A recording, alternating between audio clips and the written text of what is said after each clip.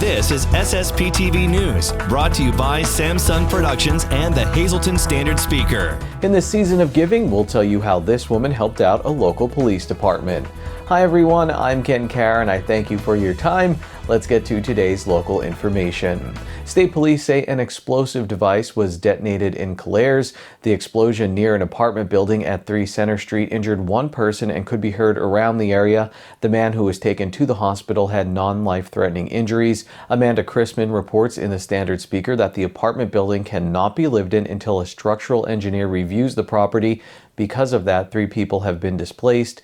Anyone with information on the incident is asked to call state police at Frackville at 570-874-5300. While investigating the explosion, state police from Frackville found out a burglary occurred at the same location in October. After an investigation, they arrested a Hazleton police officer. 31-year-old Liddell Hannon is accused of entering a residence at 3 Center Street in Calairs and taking items. The victim of the break-in was also the man injured in the explosion. According to the Standard Speaker, he identified Hannon to state troopers as the person that broke into his home and added that he's in a relationship with Hannon's wife. Hazleton police say that the burglary suspect had pants on that were given to Hazleton police officers. Hannon was charged with burglary and is at the Schuylkill County Prison in lieu of $300,000 bail. The Hazleton Police Department released a statement saying they are shocked to learn about Officer Hannon's involvement. The department has suspended him without pay and is cooperating with authorities. A local woman is helping the Sugarloaf Township Police Department get some important equipment. Here's Lisa Sugar with Helen Roth and Sugarloaf Township Police Chief Josh Winters.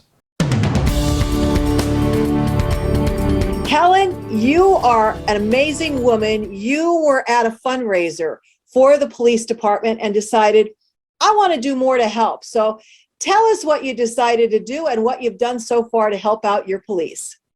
Well, it was crazy. After I came from the fundraiser, I kicked it around for about 4 days. And then Tuesday morning, I typed a letter up to take to the business. And that's when I decided to head out. So I had 1 week in order to put the funds over to the at the supervisors meeting. So let me tell you, I didn't spend too much time. Well, most of the places I was in and out, and then there was other places that wanted to talk. It ended up to be like a 45-minute session. Well, now, did you know what you were raising the money for? Did you have a goal? Yeah, I had it in my mind that I was raising it for the new body cameras. I wanted our police department to have the best. So now you went to that supervisors meeting and you presented a check for how much? Over 10,000, almost 11, but now I got 600 more in. So the total came to $11,470, or you might as well round it off to 11,500. Wow, that's all I can say. Now, Chief Winters, what did you think of this? I mean, this is amazing. Well, honestly, I wasn't surprised at all. I've known Helen since 2004, like we said earlier, so I wasn't surprised at all. If there's somebody that's going to go out and do something like that, it would be her. Yeah, I'm not surprised that she could do that. Helen, you told me you really care about the police department. You wanted to be a state trooper, is that right? I did, and my mother was very upset with me. But I tried. And what was the reason you couldn't? Well, I went down and they told me they weren't taking women. And I came back and I was so disgusted, but my mom was happy. Well, now you're doing a lot to help the police department. Why was it so important for you to do this and to be involved and to help them raise money? I've always been behind my police department. At one time, I got funds for a new defibrillator. I got funds for a taser. So anything that I can help our police department be on top of everything, I'm for it. Now, Chief, how many of these body cameras will this money help you buy?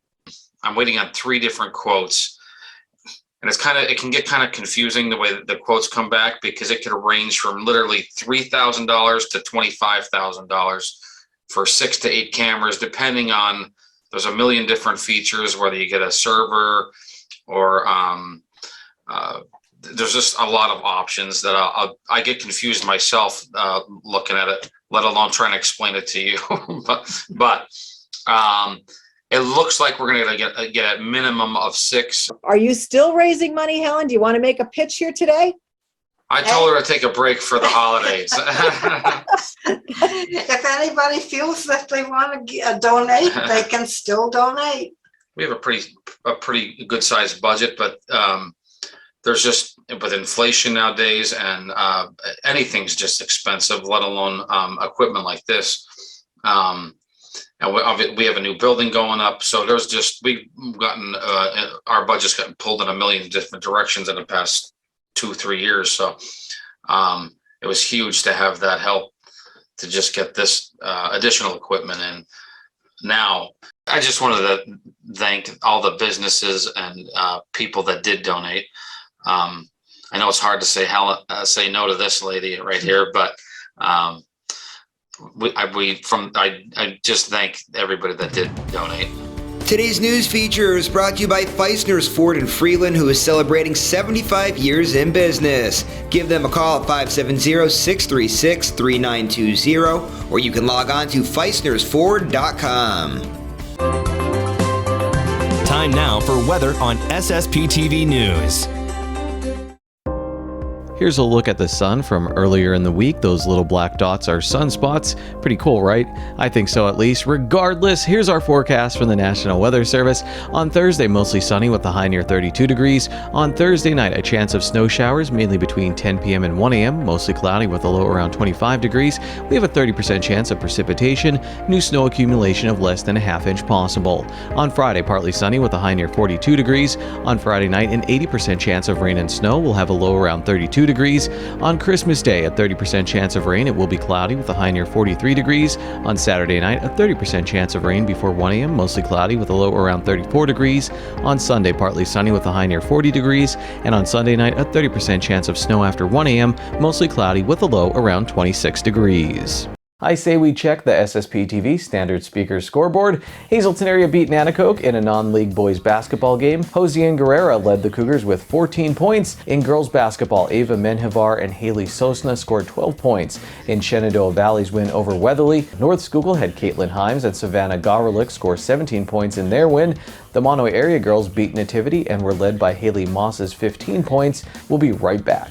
SSPTV News would like to send sincere condolences to the family and friends of these recently departed: John Jack N. de Blasi Jr., age 64, of Wampwallopin. A funeral service will be held on Thursday at 11 a.m. at the Heller Funeral Home. Friends will be on Thursday from 9 to 11 a.m. at the funeral home. Michael E. Dutto, formerly of Hazleton. Services will be held at the convenience of the family. Doris A. Hauser of Hazleton. Services were previously held under the Hillary J. Bonham Funeral Home. Mary C. Cupshow, age 102, of Drums. Mass will be held on Thursday at 10 a.m. at St. Mary's Byzantine Catholic Church in Beaver Meadows. Friends will be on Thursday from 9 to 10 a.m. at the church. The Frank J. Bonham Funeral Home is in charge of arrangements. Louise Mealing of Whitehaven, the McHugh Wilczek Funeral Home, will announce the arrangements. And John Anthony Retzo, age 65, of Hazleton. Services were previously held under the Fierro Funeral Home.